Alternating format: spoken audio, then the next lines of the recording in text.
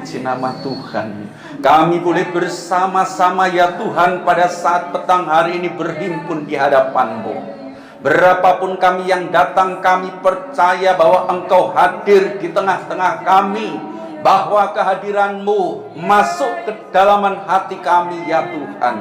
Karena dengan Engkau tinggal di dalam hati kami, maka janji-Mu pula yang kami percaya, yang adalah iya dan amin, tinggal di dalam hati kami. Maka setiap hal yang kami alami, kami percaya Yesus bersama kami. Kami akan lakukan perkara-perkara yang besar, karena Tuhan yang beserta dan tinggal di dalam hati kami.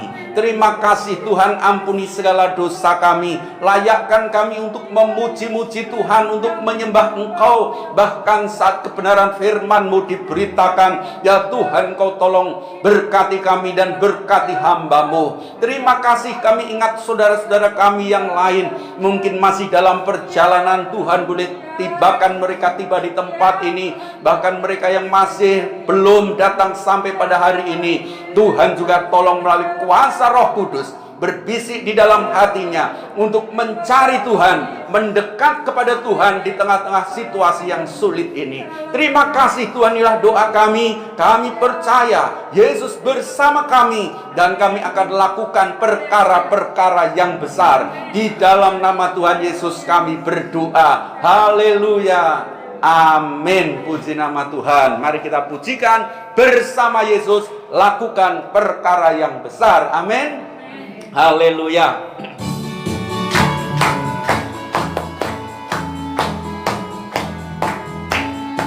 Bersama Yesus lakukan perkara besar. Bersama Yesus tidak ada yang sukar. Bersama Yesus ada jalan keluar untuk masalahku, untuk masalahmu, untuk masalah kita semua. Bersama Yesus, bersama Yesus lakukan perkara besar. Bersama Yesus tidak ada yang sukar. Bersama Yesus ada jalan keluar untuk masalahku, untuk masalahmu, untuk masalah kita semua.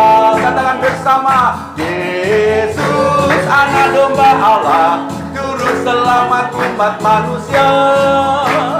Yesus tabib yang ajaib, Dia menyembuhkan, Dia menguduskan, Dia membenarkan. Dia Raja segala raja.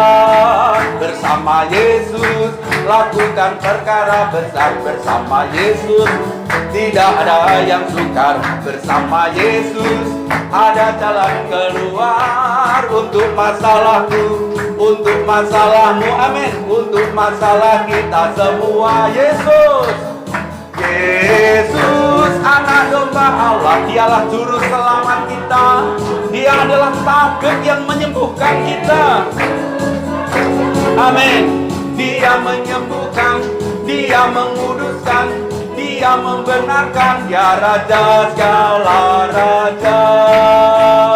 Yesus anak domba Allah, juru selamat umat manusia.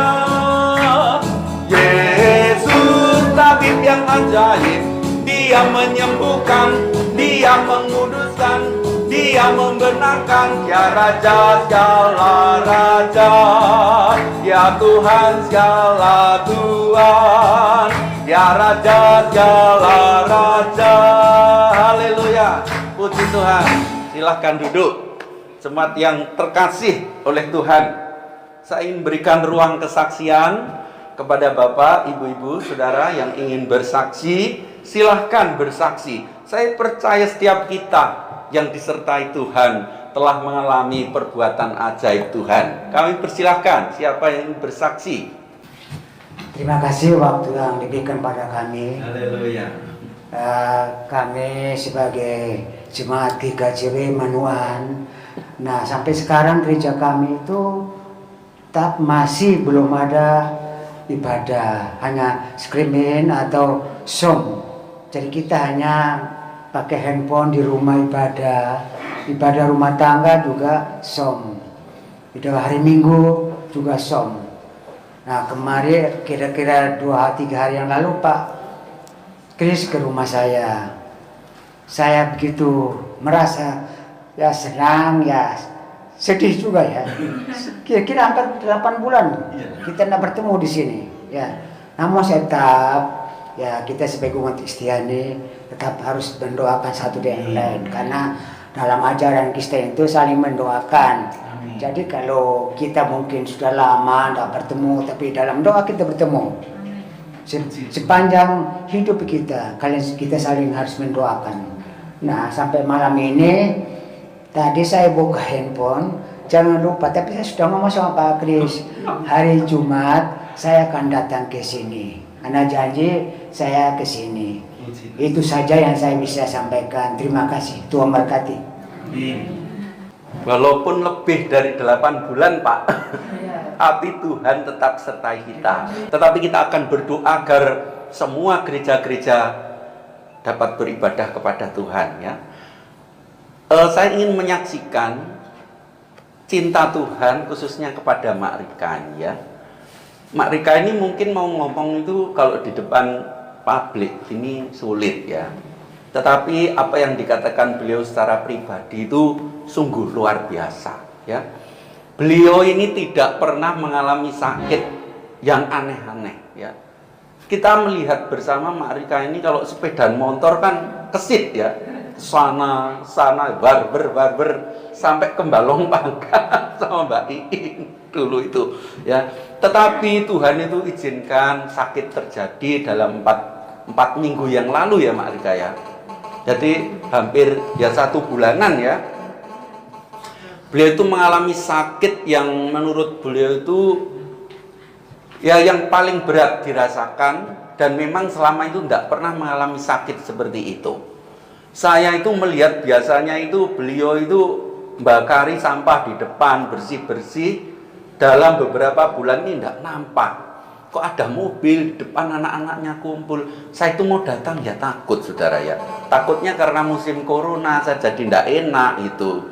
Ya, tetapi dengan doa kita juga di sini kita doakan secara syafaat, dan Tuhan boleh menolong beliau. Beliau sekarang saya lihat sudah mulai berseri-seri, dan saya yakin ada satu pujian bahwa kulihat di wajahmu kemuliaan Raja. Artinya bahwa Yesus kembali memulihkan kehidupan beliau, dan sekarang beliau sudah dapat bersama dengan kita memuji-muji nama Tuhan.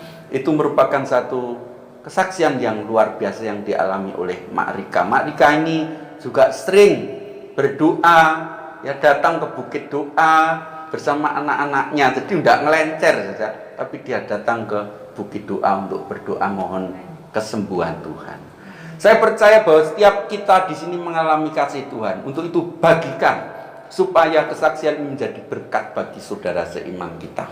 Kita mau siapkan hati kita untuk mendengarkan firman Tuhan. Kita nyanyikan kesetiaan Tuhan terhadap diri kita, bahwa Dialah Tuhan yang setia, yang dapat kita andalkan dalam seluruh permasalahan yang kita hadapi. Mari kita bersatu dalam doa.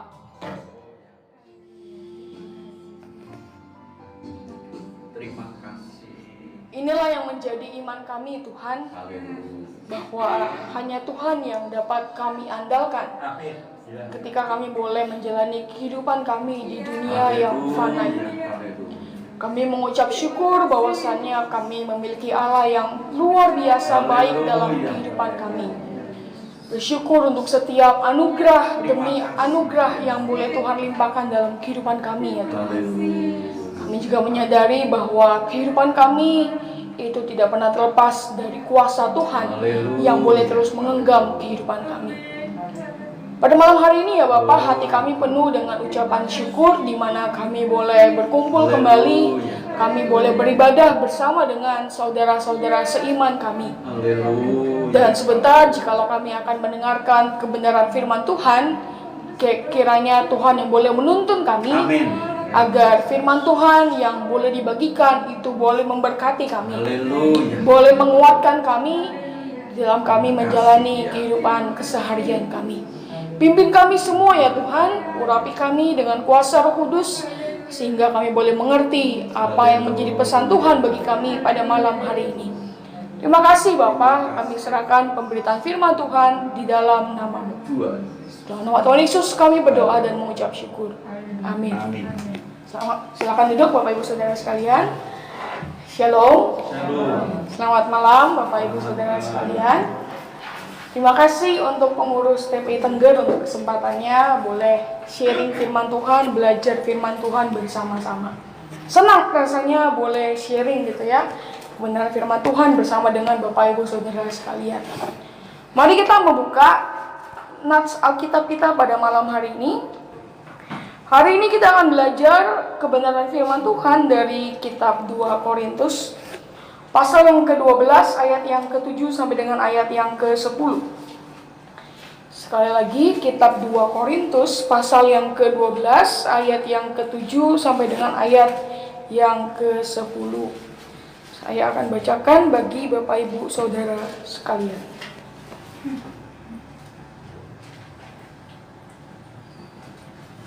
Oke. 2 Korintus 12 ayat yang ke-7 sampai dengan ayat yang ke-10, demikianlah firman Tuhan. Dan supaya aku jangan meninggikan diri karena pernyataan-pernyataan yang luar biasa itu, maka aku diberi suatu duri di dalam dagingku, yaitu seorang utusan iblis untuk menggocok aku, supaya aku jangan meninggikan diri. Tentang hal itu aku sudah 3 kali berseru kepada Tuhan, supaya utusan iblis itu mundur daripadaku. Tetapi jawab Tuhan kepadaku, cukuplah kasih karuniaku bagimu, sebab justru dalam kelemahanlah kuasaku menjadi sempurna. Sebab itu terlebih aku suka bermegah atas kelemahanku, supaya kuasa Kristus turun menaungi aku. Karena itu aku senang dan rela di dalam kelemahan, di dalam siksaan, di dalam kesukaran, di dalam penganiayaan dan kesesakan oleh karena Kristus. Sebab jika aku lemah, maka aku kuat. Amin untuk firman Tuhan. Bapak Ibu Saudara yang terkasih, suatu kali hiduplah seorang yang sangat kaya gitu ya. Dia memiliki segalanya kalau kita ukur dengan urusan materi gitu ya. Punya uang, punya kekuasaan, punya jabatan dan lain-lainnya yang kalau kita ukur secara materi super duper kaya gitu ya. Ia adalah seorang pengusaha yang sangat sukses. Dia punya saham di mana-mana dan sahamnya ada di perusahaan-perusahaan ternama gitu ya, bukan perusahaan-perusahaan yang abal-abal. Dia juga memiliki kehidupan rumah tangga yang harmonis, punya istri yang cantik, punya anak-anak yang pintar dan berprestasi di dalam sekolahnya. Lalu tidak ada seorang pun yang dapat menghentikan orang ini gitu ya. Punya kekuasaan, jabatan yang tinggi, hidupnya enak. Jadi tidak ada orang yang seperti dia. Suatu kali dia sedang merenung gitu ya. Merenung akan kehidupannya yang glamor, merenung akan kehidupannya yang sukses. Dan dia berpikir, masih ada satu hal yang belum bisa saya miliki. Dan ini bukan berkaitan dengan hal material. Dia berpikir dalam hidupnya, masa aku kerja capek-capek, umur 80 tahun sudah meninggal. Gitu ya. Dia berpikir bagaimana caranya saya ingin untuk bisa hidup selama-lamanya, hidup abadi gitu ya. Satu hal yang tidak bisa dibeli oleh materi. Dalam sebuah perjalanan, dia menemukan sebuah benda yang misterius gitu ya. Benda itu mirip seperti teko kuno. Dia mengambil teko kuno itu dari tanah, diusap-usap supaya debunya keluar ya, diusap-usap. Ketika dia mengusap teko yang kuno itu, tiba-tiba keluarlah sebuah makhluk gitu ya, yang ajaib. Dan makhluk itu berkata, Anda punya satu permintaan. Gitu ya. Dan tanpa pikir panjang, seorang yang sukses ini langsung minta, saya mau saya hidup selama-lamanya. Saya mau saya hidup abadi. Gitu ya. Dan makhluk yang ajaib ini langsung menjawab doanya.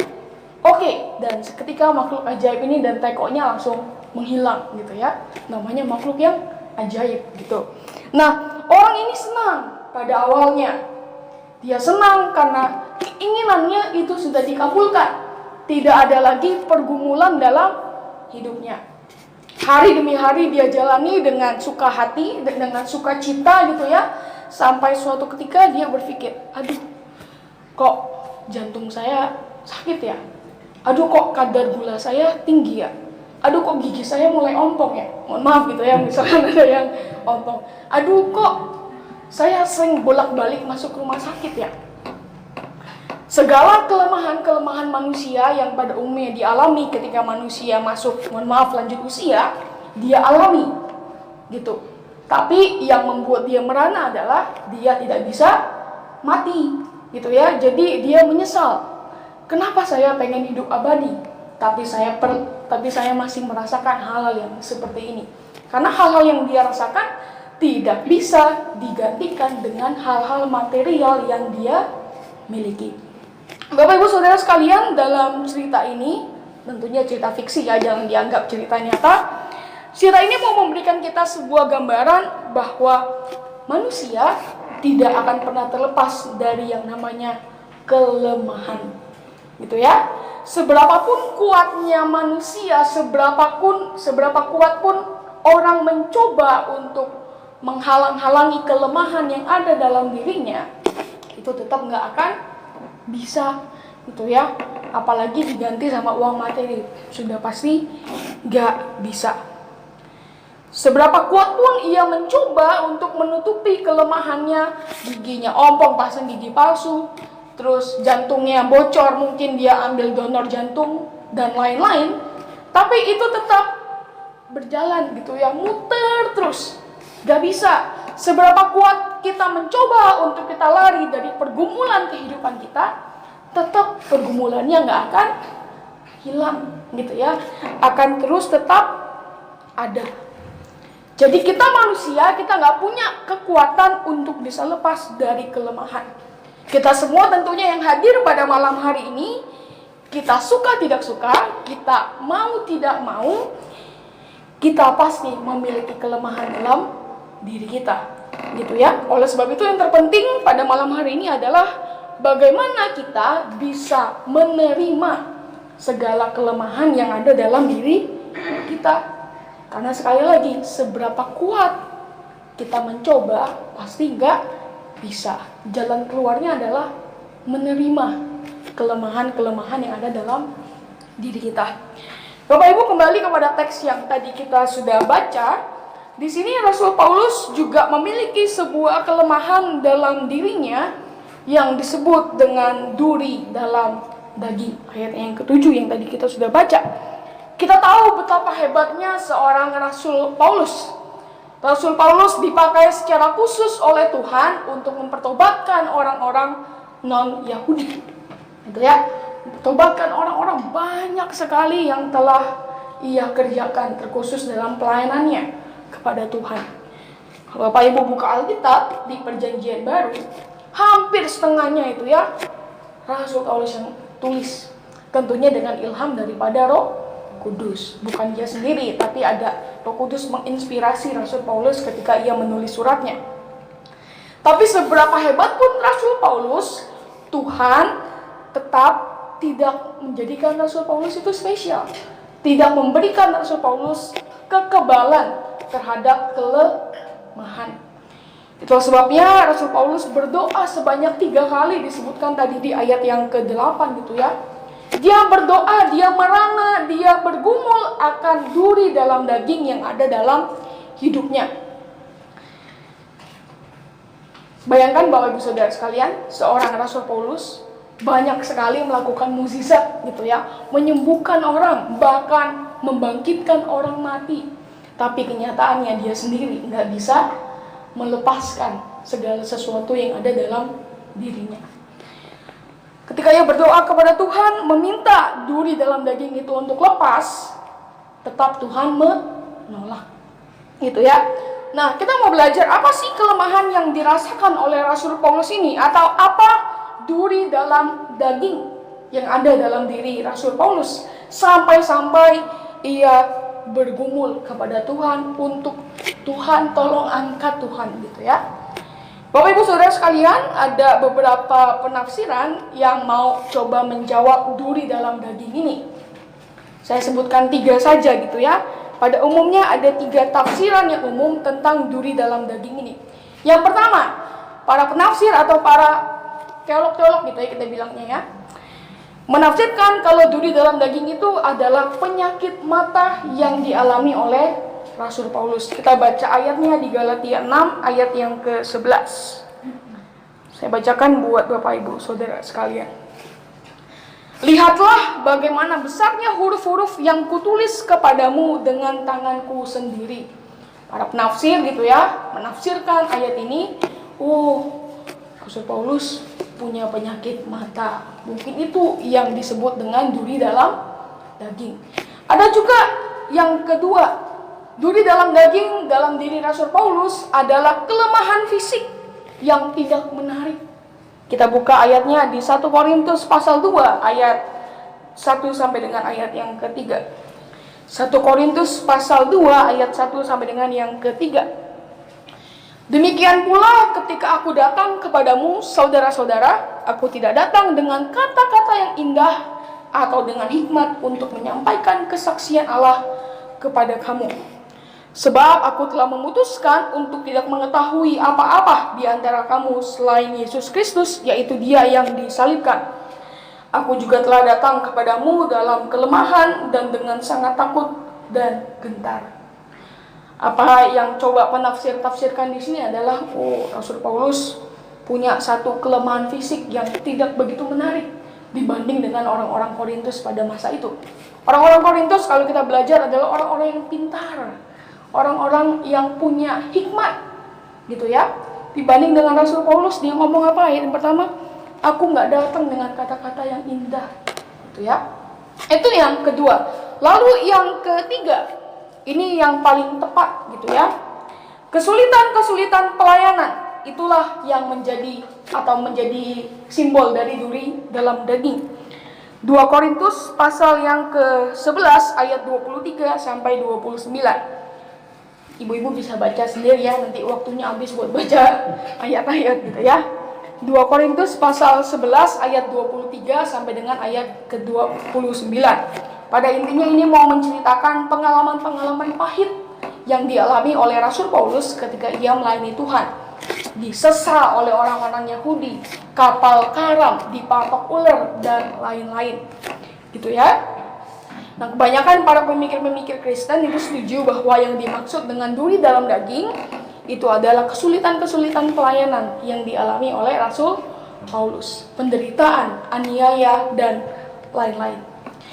Bapak Ibu Saudara sekalian, sekalipun ia mengalami banyak sekali penderitaan, Rasul Paulus gitu ya, kesukaran dan lain-lain, kita melihat bahwasannya Rasul Paulus itu bisa bermegah, atau kita bisa bilang mungkin senang, atau bisa dalam tanda kutip gitu ya, pamer dengan kelemahannya. Ya, memang dia berdoa kepada Tuhan, Tuhan cabut ini Tuhan karena nggak enak, masa iya saya sudah melayani Tuhan, saya masih harus menerima aniaya, penderitaan, dan lain-lain. Tapi jawaban Tuhan justru terkesan ngenyek gitu ya. Ayat yang ke-9, cukuplah kasih karuniaku bagimu. Dalam arti lain, lu mau apa lagi sih gitu ya. Jawaban Tuhan terkesan menjengkelkan gitu. Tapi Paulus ketika mendengar hal ini, dia tidak menjadi marah, dia tidak menjadi kecewa. Malahan Rasul Paulus bersyukur karena apa yang ia alami, kelemahan-kelemahan yang ia alami itu justru membuat ia kuat di dalam Tuhan. Nah, Bapak Ibu Saudara sekalian, kalau kita mikirin Rasul Paulus itu di zaman sekarang kayak gila gitu ya. Ini orang gendeng ini kok bisa ngomong kayak gitu ya. Oleh sebab itu pada malam hari ini kita mau belajar bersama-sama. Kita mau melihat kelemahan-kelemahan dalam hidup kita. Dan kita mau belajar dari Rasul Paulus bagaimana seorang Rasul Paulus melihat kelemahan-kelemahan hidupnya. Gitu ya, bagaimana Rasul Paulus melihat kelemahan-kelemahan yang ia alami bersama-sama dengan Tuhan. Gitu ya. Jadi pada malam hari ini sekali lagi kita mau belajar dan kita juga mau diberkati oleh Rasul Paulus bagaimana dia meresponi setiap kelemahan yang ada dalam dirinya. Itu juga yang mau kita teladani, itu yang mau kita pelajari, dan kiranya ini juga boleh jadi berkat buat kita semua di dalam kita menjalani kehidupan kita yang tentunya tidak akan pernah terlepas dari kelemahan. Apalagi musim-musim sekarang ini gitu ya, bahaya, ancamannya nyawa langsungnya COVID gitu ya, langsung masuk ke mana saya nggak tahu di sini tempat rumah sakitnya di mana ya, BDH mungkin ya yang dekat ya. Nah, kita mau lihat Bapak Ibu Saudara sekalian, apa yang menjadi respon Paulus ketika ia mengalami kelemahan. Yang pertama, Rasul Paulus menilai kelemahan sebagai tindakan preventif atau pencegahan dari Allah agar ia, Paulus, tidak menjadi sombong. Kita baca ayat yang ke-7. 2 Korintus pasal 12 ayat yang ke-7. Dan supaya aku jangan meninggikan diri karena pernyataan-pernyataan yang luar biasa itu, maka aku diberi suatu duri dalam dagingku, yaitu seorang utusan iblis untuk menggocok aku, supaya aku jangan meninggikan diri. Seorang Rasul Paulus tentunya sebagai seorang yang sudah banyak berkorban dalam pelayanannya. Tadi ya di 2 Korintus 11 itu yang tadi saya minta nanti baca di rumah gitu ya, karena cukup panjang. Penderitaan, aniaya dan lain-lain gitu ya, berkorban untuk pelayanan. Lalu Rasul Paulus juga mendapatkan penglihatan yang hebat dari Allah. Nanti ibu-ibu juga bisa baca dari ayat yang pertama sampai ayat yang ke-6 ya. Masih sama di perikop hari ini. Lalu dia juga mengadakan berbagai macam mukjizat. Hal-hal ini sebenarnya sangat mudah sekali untuk membuat Rasul Paulus menjadi sombong. Dia merasa berjasa atas apa yang telah ia kerjakan. Wah, semua orang-orang kafir itu gitu ya, orang-orang non-Yahudi itu bisa bertobat gara-gara saya. Bisa seperti itu bukan? Menjadi sombong. Sebagai tindakan preventif, maka Tuhan gitu ya, supaya Paulus ini nggak sombong gitu ya, Tuhan mengizinkan atau memberikan duri dalam daging pada diri Rasul Paulus, supaya Paulus tidak sombong atas apa yang telah ia kerjakan. Tahukah Bapak Ibu Saudara bahwa Tuhan itu sangat membenci kesombongan? Apa itu sombong sih gitu ya? Sombong kalau secara sederhana bisa kita artikan sebagai bentuk orang yang merasa dirinya paling berjasa dalam sesuatu hal gitu ya. Oleh sebab itu saya katakan tadi bahwa Rasul Paulus adalah orang pertama yang saya pikir dia bisa sombong. Kalau kita nanti masuk surga, kita amin, kita percaya bahwa kita telah ditebus Tuhan. Bertemu sama Rasul Paulus, tanya Rasul Paulus, kamu kok bisa nggak sombong ya gitu ya? Karena sekali lagi Rasul Paulus adalah orang yang sebenarnya dapat menjadi orang yang sangat congkak karena atas segala jasa yang telah ia kerjakan untuk melayani Tuhan. Tuh ya, dibanding dengan kita para pelayan-pelayan zaman sekarang, waduh kayak bumi sama langit gitu ya, beda jauh gitu. Tapi Paulus tidak sombong, Bapak Ibu Saudara sekalian. Kalau kita baca dari ayat yang pertama sampai ayat yang ke-6, itu sebenarnya adalah Paulus menggambarkan dirinya sendiri, tapi dia tidak mau menyebut namanya. Dia pakai kata ganti orang ketiga. Saya bacakannya sedikit saja. Aku tahu tentang seorang Kristen 14 tahun yang lampau, entah di dalam tubuh aku tidak tahu, entah di luar tubuh aku tidak tahu. Allah yang mengetahuinya. Orang itu tiba-tiba diangkat ke tingkat yang ketiga dari surga. Orang itu Paulus gitu ya. Paulus bukan seorang yang sombong. Bahkan ketika ia memiliki segala talenta yang diberikan Tuhan, karunia dalam melayani Tuhan, penglihatan gitu ya, dia tidak menjadi sombong. Kita yang boro-boro diangkat ke tingkat ketiga surga ya, kita baru buat sedikit saja malah jadi sombong gitu ya. Apa sih sumber dari kesombongan Bapak Ibu Saudara sekalian? Mungkin perasaan kita ingin diakui. Wah, saya ini gitu ya. Atau mungkin perasaan untuk kita ingin diterima oleh masyarakat. Contohnya gitu ya, kalau nggak ada saya gitu ya, gereja ini mungkin nggak akan maju kayak sekarang. Kalau tidak ada saya jadi donatur tetap, gereja ini udah bangkrut dari dulu gitu ya, udah tutup. Kalau nggak ada saya yang memimpin puji-pujian, jemaat kalian semua tidak akan pernah merasakan hadirat Tuhan. Kalau tidak ada saya yang membawa orang-orang untuk datang ke gereja, paling datang cuma 5 orang. Kalau nggak ada saya, kalau nggak ada saya, kalau nggak ada saya, dan lain-lain. Dalam setiap pekerjaan kita misalkan, kalau saya nggak ngerjain kerjaan saya itu, yang lain pasti nggak bisa, karena bergantung sama pekerjaannya dia. Dan lain-lain, kita bisa temui itu dalam segala aspek kehidupan kita. Bapak Ibu Saudara sekalian, sadarkah bahwa siapakah diri kita dibanding dengan Rasul Paulus?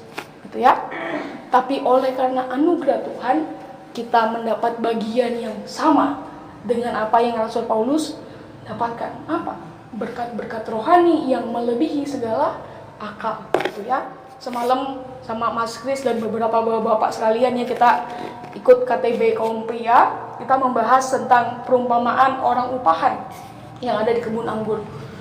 Wah, orang-orang yang diajak Tuhan pertama kali bekerja dari pagi, senang pas mau selesai kan, mau dibayar ya, upahnya 1 dinar 1 hari. Senang. Wah, senang. Tapi ketika dia mengetahui bahwa ada orang yang diajak baru 1 jam kerja dapat upah yang sama, jengkel langsung. Kamu kerja baru 1 jam kok dapat upahnya sama kayak saya, gitu ya. Gak bisa seperti itu. Dalam kerajaan surga kita mendapat upah yang sama. Kita yang diberikan anugerah oleh Tuhan, gitu ya. Tapi jangan sampai kita menjadi sombong lagi, gitu ya. Sadarkah kita semua bahwa segala karunia, segala talenta yang Tuhan berikan dalam hidup kita itu adalah kasih dan kebaikan Tuhan? Bapak Ibu Saudara, bahwa segala kehebatan yang ada dalam diri kita itu semua bersumber daripada Tuhan. Bukan karena kehebatan kita, bukan karena kuat gagah kita, bukan karena kita mampu. Enggak kok, saya belajar sendiri, otodidak saya. Lah, kemampuan kamu belajar itu dari mana kalau bukan dari Tuhan? Enggak kok, saya ngajak orang 10 orang doang kok. Kemampuan dari mana supaya kamu bisa meyakinkan orang untuk orang itu boleh ikut ke gereja? Semuanya berasal daripada Tuhan. Oleh sebab itu Tuhan menyadarkan kita dengan memberikan duri dalam daging. Apa sih pergumulan yang Bapak Ibu sendiri ketahui? Karena itu pergumulan pribadi. Entah kesusahankah, menderitakah, atau yang lain-lain yang saya nggak tahu. Karena itu Bapak Ibu sendiri yang tahu pergumulan pribadi. Entah apapun itu Tuhan taruh dalam hati kita supaya kita boleh berkaca dalam diri kita sendiri. Siapakah saya ya Tuhan? Itu ya. Kita adalah manusia yang terbatas dan lemah. Kita bukan manusia yang hebat. Rasul Paulus bukan manusia yang hebat. Para murid-murid Tuhan yang pertama-tama 12 murid Tuhan bukan orang-orang yang hebat. Mohon maaf, para rasul, 12 rasul itu adalah orang-orang yang terpilih dari kategori paling bawah gitu ya. Paling bobrok dalam kasta kehidupan masyarakat pada saat itu.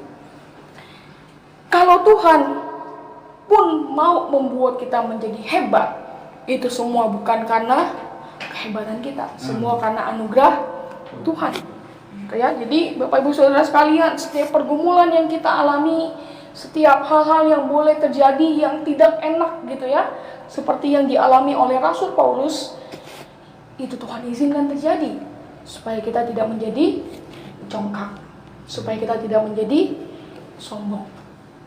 Gimana caranya mau sombong kalau kita punya kelemahan, gitu ya? Kalau orang sombong punya kelemahan, mohon maaf, orang nggak tahu diri, gitu ya.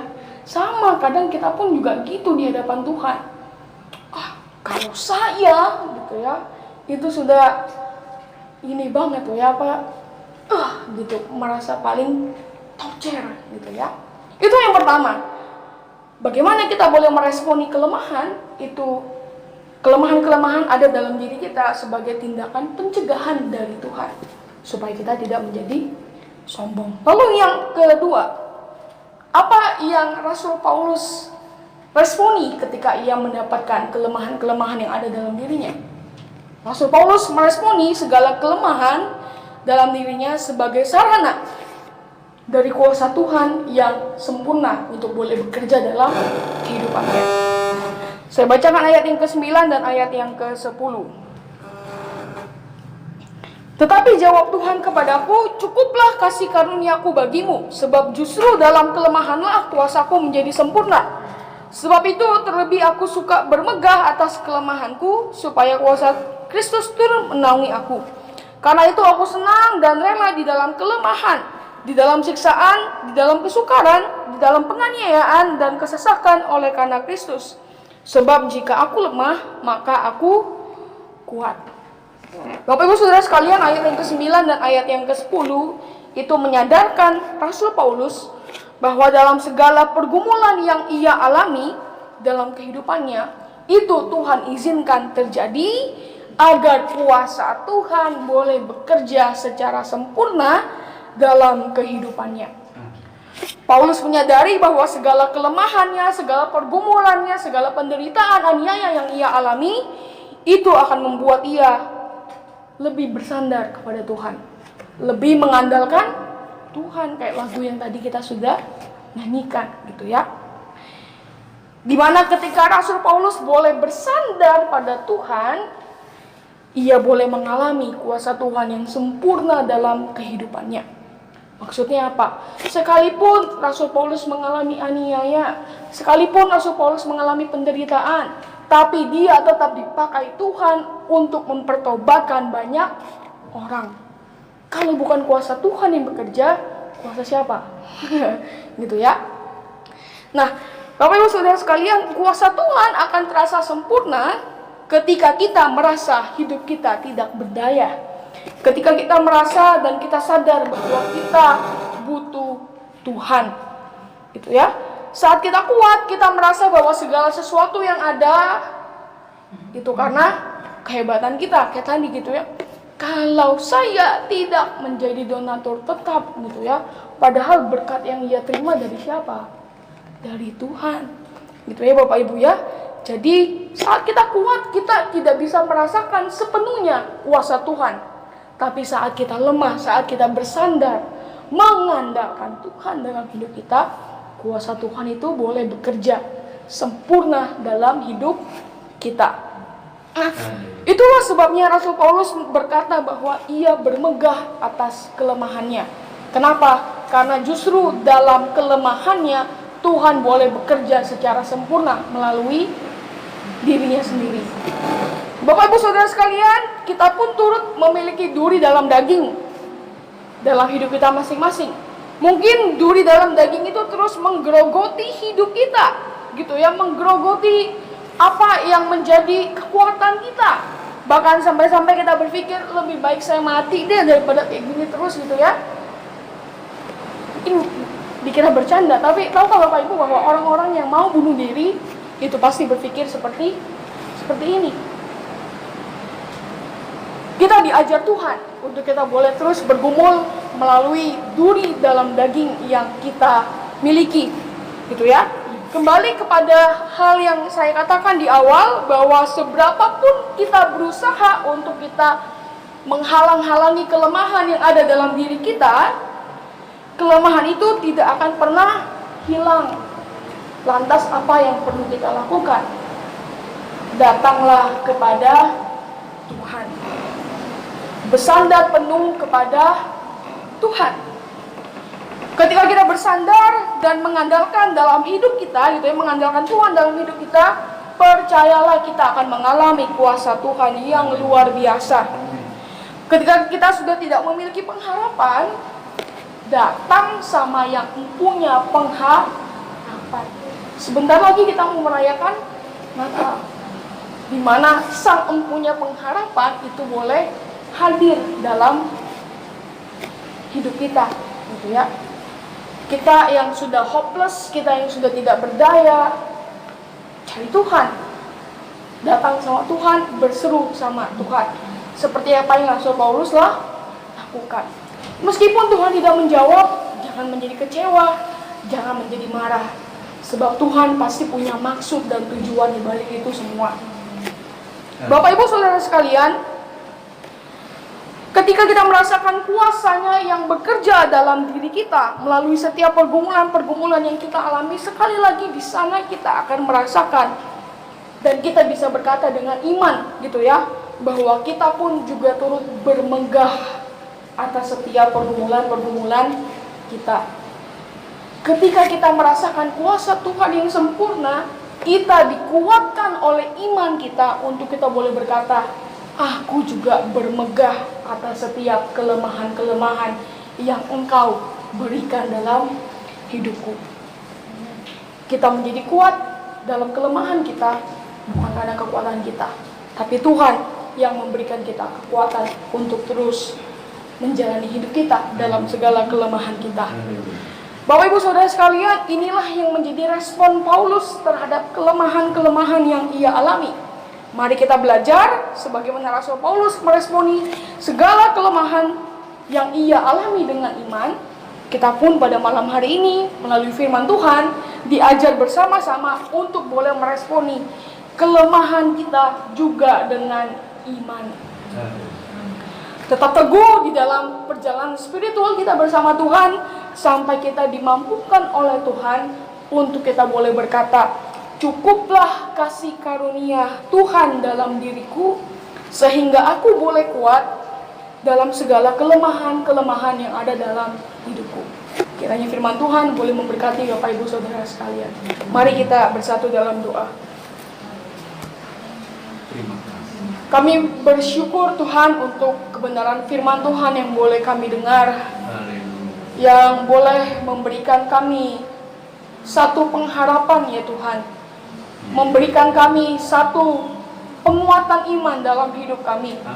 Kami percaya bahwa segala sesuatu yang terjadi dalam hidup kami itu Tuhan sudah rancangkan dengan sempurna, termasuk kelemahan-kelemahan kami, pergumulan-pergumulan yang kami alami. Kami percaya Tuhan segala sesuatu yang terjadi dalam hidup kami itu tidak pernah terlepas dari rancangan Tuhan yang sempurna atas kehidupan kami. Termasuk kelemahan kami di mana Tuhan boleh bekerja melalui setiap pergumulan kami sehingga kami boleh merasakan kuasa Tuhan yang sempurna dalam hidup kami. Pimpin kami Tuhan, bimbing kami dalam setiap perjalanan spiritual kami bersama-sama dengan Tuhan. Dan dengan kekuatan yang boleh Tuhan berikan dalam hidup kami, kami boleh berkata, cukuplah kasih karunia Tuhan bagi hidupku. Dan aku pun boleh senang atas setiap kelemahan-kelemahan yang Tuhan izinkan dalam hidupku. Terima kasih Bapa untuk firman-Mu. Ya, kiranya firman-Mu boleh terus tertanam dalam hati kami, terus memperbarui hati kami ya Tuhan, sehingga kami boleh tetap tinggal intim bersama-sama dengan Tuhan. Terima kasih Bapak, berkati setiap jemaat-Mu yang ada di TPI Tengger pada malam hari ini. Setiap pergumulan mereka, setiap hal-hal yang boleh mereka jalani dalam kehidupan mereka, kiranya mereka boleh terus bertemu dengan Tuhan, yang kiranya boleh senantiasa memberikan penghiburan dan kekuatan. Terima kasih Bapak, yang menutup pemberitaan firman Tuhan pada malam hari ini. Di dalam nama Tuhan Yesus kami berdoa. Amin. Kita akan menutup ibadah kita malam hari ini. Nanti ibadah doa penutup akan disampaikan oleh Saudara Thomas. Mari kita berdoa. Kami bersyukur Tuhan untuk penyertaan dan perlindungan yang daripada Tuhan. Kami boleh bersama-sama Tuhan bersekutu, beribadah bersama-sama, dan kami boleh diberkati oleh kebenaran firman Tuhan yang boleh menguatkan dalam setiap kehidupan kami. Kami bersyukur Tuhan dan kami berdoa untuk kami semua yang hadir pada malam hari ini. Kiranya senantiasa Tuhan boleh memberkati setiap kami, melindungi setiap kami, dan membimbing setiap kami Tuhan dalam langkah-langkah kehidupan kami. Kami juga bersyukur Tuhan dan kami mohon penyembuhan yang daripada Tuhan untuk Bapak Sarimin dalam pergumulan kehidupannya. Biar kiranya Tuhan boleh menjamah, Tuhan boleh memberikan bilur-bilur-Mu ya Tuhan, sehingga oleh kuasa darah-Mu Bapak Salimin ini boleh sembuh dari segala penyakit dan juga pergumulan permasalahan hidupnya. Kami juga bersyukur Tuhan untuk kebaikan dan penyertaan Tuhan untuk kesembuhan daripada Ibu Rudi. Kiranya Tuhan kami bersyukur untuk senantiasa penyertaan dan perlindungan Tuhan dalam Ibu Rudi ini Tuhan. Kiranya Tuhan juga boleh terus menyertai dan melindungi keluarga daripada Ibu Rudi. Kami juga berdoa dan kami mengucap syukur untuk kebaikan Tuhan yang dialami oleh Ibu Rika ya Tuhan. Kami bersyukur bahwasannya kuasa Tuhan sungguh amat besar, kuasa Tuhan sungguh amat luar biasa, sehingga kami semua boleh terus diberkati oleh kuasa daripada Tuhan. Khusus untuk Ibu Rika ya Tuhan, biar kiranya segala ucapan syukur boleh dinaikkan hanya kepada nama Tuhan. Kami juga berdoa ya Tuhan untuk pemeliharaan keluarga-keluarga yang ada di TPI Tengger dan yang hadir pada malam hari ini. Kiranya kuasa Tuhan, penyertaan Tuhan boleh senantiasa menyertai kehidupan kami, sehingga kehidupan kami Tuhan tidak pernah terlepas dari penyertaan Tuhan. Terima kasih Bapak, kami bersyukur pada malam hari ini dan kami mau mengakhiri ibadah kami pada malam hari ini di dalam nama Tuhan Yesus Kristus kami berdoa. Amin.